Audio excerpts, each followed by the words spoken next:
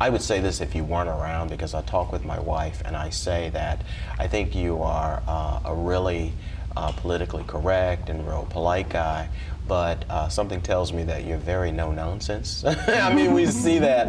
What advice would you give to young men? And I know that you do a lot of work in the community. You're already doing some things. What kind of things you share with the young guys?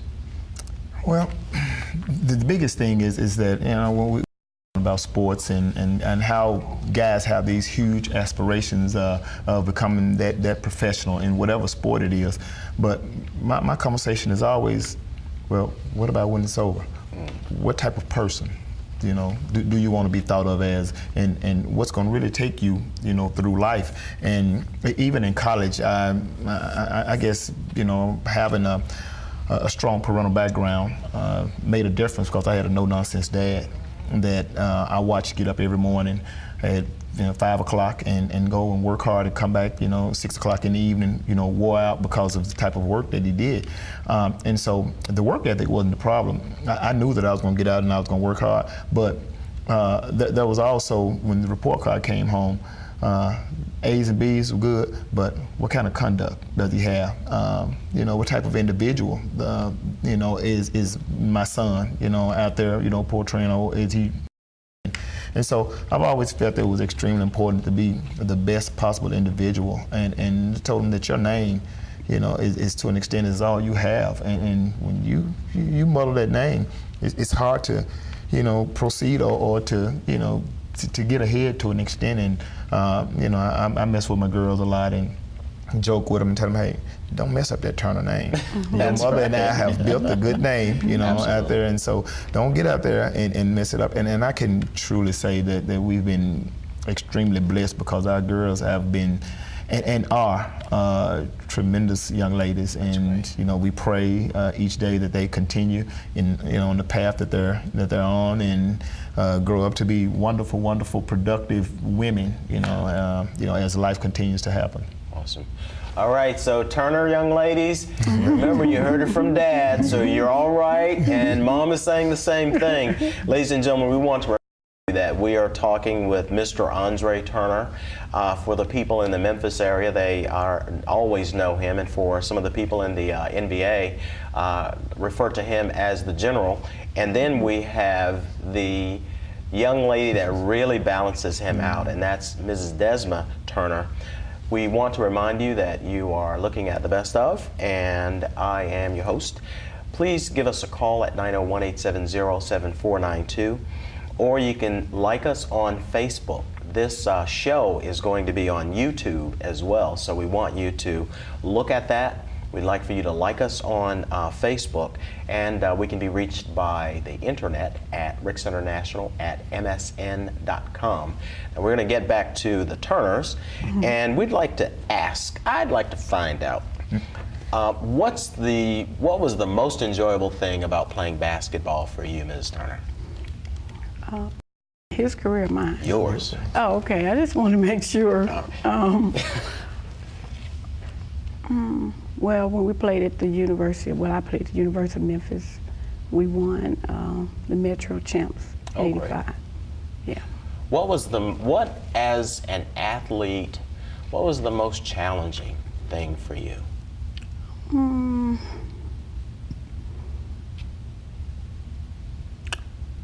Staying focused. Yeah. Don't get distracted. Keeping the grades up. Being responsible. Being on time. Having a good relationship or rapport with my teammates. Wow. That's incredible. And I'll go back to that plan B, because those are the same things that as a business person you have to have. And those are the same things that businesses and companies are looking for. So, I mean, you just said it right there. Absolutely. For the young folks and some of the older people alike with their practices to focus on those for sports and, yes, for business. The same question for you, Mr. Turner. What are some of the things that you enjoyed the most? Well, probably more so than anything, probably the camaraderie with my teammates.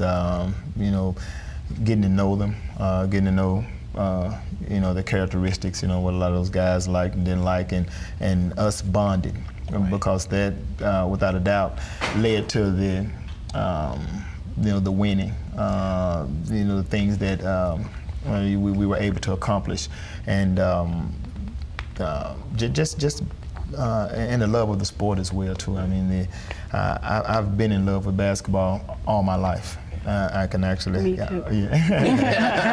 and you know, and that was, of course, you know, that's a huge with us, and I could bounce that, you know, off of my wife always, and then I could, you know, could get some very knowledgeable responses from her, you know, concerning that. But I absolutely loved the game and enjoyed all of the individuals, you know, and the different teammates on the different teams that I had an opportunity to play on. Wow.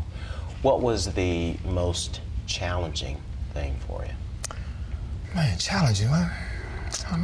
Well, I probably when Wasn't winning. She watched him. She watched him. The faces and the whole nine. When we weren't winning, she was like, "Oh Lord, it was challenging for them as well." Yeah. When I didn't win, Wow. when I came home, you know, because I was such a competitor, and that was probably one of the things that I had to learn. I had to learn how to lose.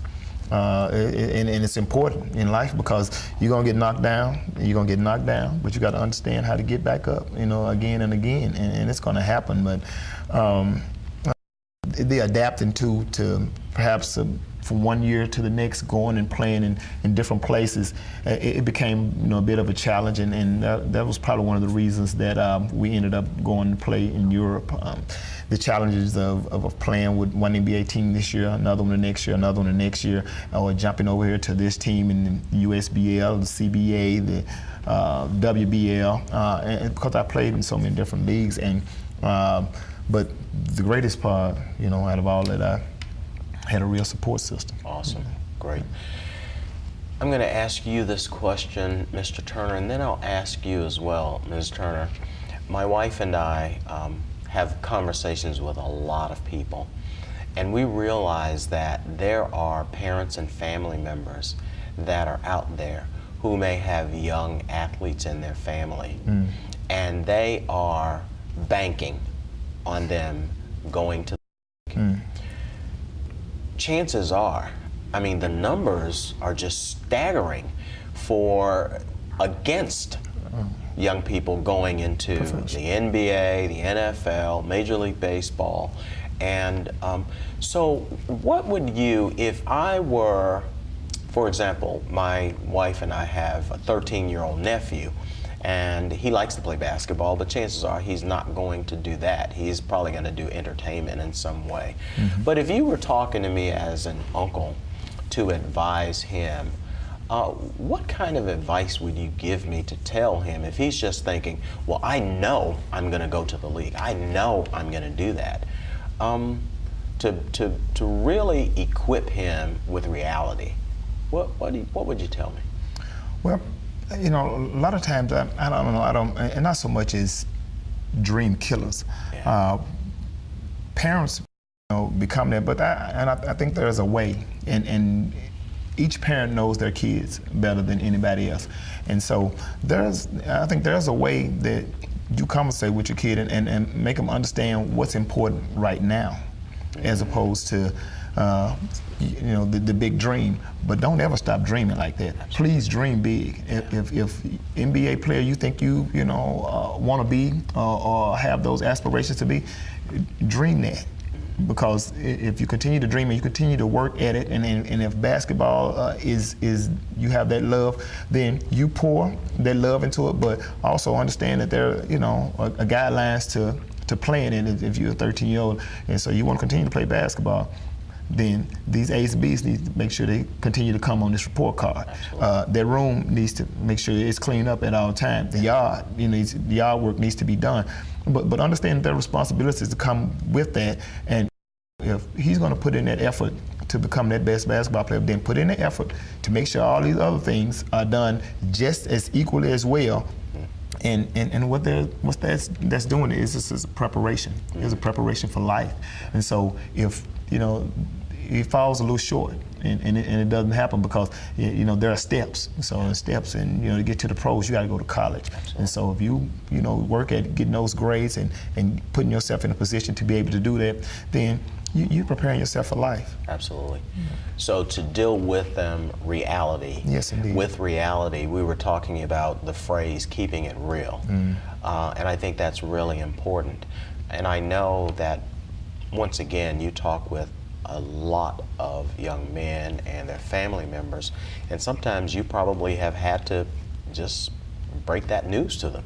That what if this doesn't happen? Right. On the other hand, there are girls that want to play, and some of them are just really, really serious about wanting to play. What advice would you give a mother or a female family member that may be supporting or raising that child that really thinks they're going to make the WNBA? I'm big on statistics, so the statistics is really, low for a person to even make the pros. Yeah. I think it's only I'm not sure about the girls, but 400 NBA jobs, and it's probably 1 million kids want 400 jobs. Yeah. So you give them, that statistics, and then you also build them up to pick up other trades besides basketball. Like I tell my girls, learn how to work the computer, pick up different skills besides the basketball in case it doesn't work. You have another skill. Yeah. And you can, if that doesn't work, you pick up that and you do something else. Absolutely. So you don't give up. That's just a dream that didn't happen, but that don't mean you can't do something else. Yeah. So. Well, we are winding down, and I really think that we kind of started talking a bit before the show about the fact that the four of us need to talk some more. And I'll sign up for that because we've got a lot of people, young people, that really need our help. But as we're winding down now, I'd like to, and I'll share some information with the folks in the listening audience. And while I'm sharing that, if you could just think in terms of one short sentence to share with them, then what would that be? Ladies and gentlemen, we'd like to remind you that we are talking with Mr. Andre Turner and Mrs. Desma Turner, the Turner family, basketball extraordinaire family, and their beautiful 5 daughters. And we want to invite you to check the show out on YouTube because we are there. You could go to Ricky Tucker, the best of. And as we're ending, one last give me a one word that would really step out for these young people. Ms. Turner, what one word would you say? Something me and my husband always say to our kids daily. Be a leader. Don't be a follower. Leader.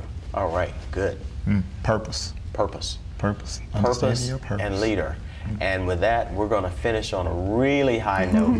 We want you to think in terms of leadership and purpose. What is your purpose for being here? And young people, are you a leader or are you a follower? I dare to say, the 2 young people that you're looking at here today, there is no doubt that they are leaders, and we'd like to challenge each and every one of you to follow in those footsteps. We have been talking once again with Mr. Andre Turner and Mrs. Desma Turner, both products of the University of Memphis, basketball players. This has been The Best Of. I'm your host, Ricky Tucker.